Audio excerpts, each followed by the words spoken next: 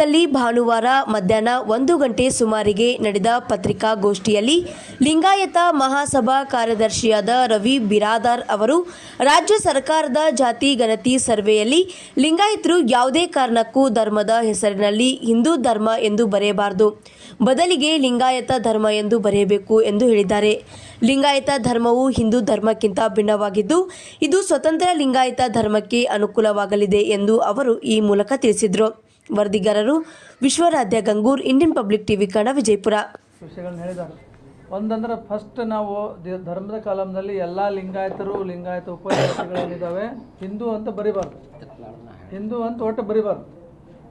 ಹಿಂದೂ ಅಂತ ಬರೆದ್ರೆ ತೊಂದರೆ ಇದೆ ಅಥವಾ ನಮ್ಮ ನುಕ್ಸಾನ್ ಇದೆ. ನಮಗೆ ಹಿಂದೂ ಯಾಕಂದರೆ ನಮ್ಮ ಲಿಂಗಾಯತ ಧರ್ಮದಿಂದ ನಮಗೆ ಈಗಾಗಲೇ ಮಾನ್ಯತೆ ಸಿಗ್ತಿದ್ದು ನಮ್ದು ಎಷ್ಟು ಸಂಖ್ಯೆ ಅನ್ನೋದು ಗೊತ್ತಾಗ್ತಾ ಇಲ್ಲ. ಕೆಲವರು ಹಿಂದೂ ಲಿಂಗಾಯತ ಬರೀತಾರೆ, ಕೆಲವರು ವೀರಶೈವ ಲಿಂಗಾಯತ ಬರೀತಾರೆ, ಕೆಲವರು ಲಿಂಗಾಯತ ಧರ್ಮ ಬರೀತಾರೆ.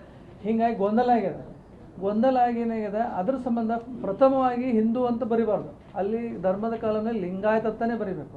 ಮತ್ತು ಇನ್ನೊಂದು ಕೆಲವೊಂದು ಸಂಸ್ಥೆಗಳು ಕೆಲವೊಬ್ಬರು ವೀರಶೈವ ಲಿಂಗಾಯತ ಬರಿಬೇಕಂತ ಹೇಳಿದ್ರು. ವೀರಶೈವ ಲಿಂಗಾಯತ ಏನದಲ್ಲ, ವೀರಶೈವ ಶಬ್ದ ಅನ್ನೋದೇ ಕೊಟ್ಟಿ ಶಬ್ದ. ಇದು ಕೊಟ್ಟಿ ಶಬ್ದ ಇಲ್ಲಿ 2002ರಲ್ಲಿ ಹುಟ್ಟು ಹಾಕಿರುವಂಥ ಶಬ್ದ.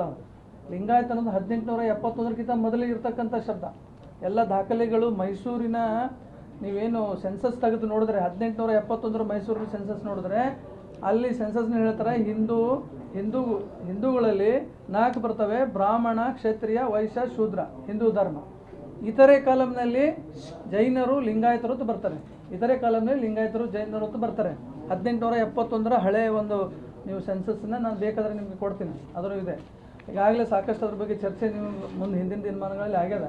ಹಾಗಾಗಿ 1881 ಒಂದು ಜನಗಣತಿ ಒಳಗೆ ಏನಾಗಿದೆ, ಒಬ್ಬ ಸಿ ರಂಗಾಚಾರ್ಯರು ಅಂಥೇಳಿ ಮೈಸೂರಿನ ದಿವಾನ ದುರುದ್ದೇಶಪೂರ್ವಕವಾಗಿ ಇವ್ರನ್ನ ಏನು ಮಾಡಿಬಿಟ್ಟ, ನಮ್ಮ ಲಿಂಗಾಯತ ಒಂದು ಇತರೆ ಕಾಲಂನಲ್ಲಿ ಇರ್ತಕ್ಕಂಥ ಲಿಂಗಾಯತರನ್ನ ಒಯ್ದು ಹಿಂದೂಗಳಿಗೆ ಸೇರಿಸಿ ಶೂದ್ರ ಕ್ಯಾಟಗರಿ ಒಳಗೆ ಸೇರಿಸ್ಬಿಟ್ಟ. ಹೀಗಾಗಿ ಅವ ಮಾಡಿರ್ತಕ್ಕಂಥ ಒಂದು ದುರುದ್ದೇಶಪೂರ್ವಕ ಕೆಲಸದಿಂದ ಇವತ್ತು ನಾವು ಸಫರ್ ಆಗ್ತಾ ಇದ್ದೀವಿ. ಲಿಂಗಾಯತರಿಗೆ ಅದಕ್ಕೆ ಸಪ್ರೇಟ್ ಇದು ಸಿಗಬೇಕಂತೇಳಿ 1871ರಿಂದ 1930 40 ಸತತವಾಗಿ ಅದಕ್ಕೆ ಪ್ರತಿರೋಧನೂ ನಡೆದದ, ಅದ್ರ ವಿರೋಧನೂ ನಡೆದದ, ನಡೀತಾ ಇದೆ. ಹಾಗಾಗಿ ಈಗ ನಾವು ಹಿಂದೂ ಅಂತ ಬರೀಬಾರ್ದು. ಈಗ ನಿಮ್ಗೆ ಹೇಳ್ತೀನಿ, ಹಿಂದೂ ಬರಲಿಲ್ಲ ಅಂದ್ರೆ ಏನು ನಾವು ಹಿಂದೂಗಳಲ್ಲ, ನಾವೇನು ವಿರೋಧಿಗಳಾಗ್ತೀವಿ ಅಂತ ಯಾರ್ಯಾರು ಏನೇನೋ ಹೇಳ್ತಾರೆ. ನೀನೇ ಇಲ್ಲೊಬ್ಬ ಮೂರ್ಖರೆಲ್ಲ ಹೇಳಕತ್ತಾರೆ ಇಲ್ಲಿ ಬಿಜಾಪುರದ ಮೂರ್ಖರೆಲ್ಲ. ಯಾಕಂತ ಹೇಳ್ತೀನಿ ನಾನು, ಅಮಿತ್ ಶಾ ಇವತ್ತು ಹಿಂದುತ್ವವನ್ನು ಪ್ರತಿಪಾದಿಸ್ತಕ್ಕಂಥ ಅಮಿತ್ ಶಾ, ನಂಬರ್ 2 ಅಮಿತ್ ಶಾ, ಅವ್ರ ಧರ್ಮದ ಕಾಲಂನಲ್ಲಿ ಇವರು ಹಿಂದೂ ಬರೆಸಿ ನೋಡೋಣ.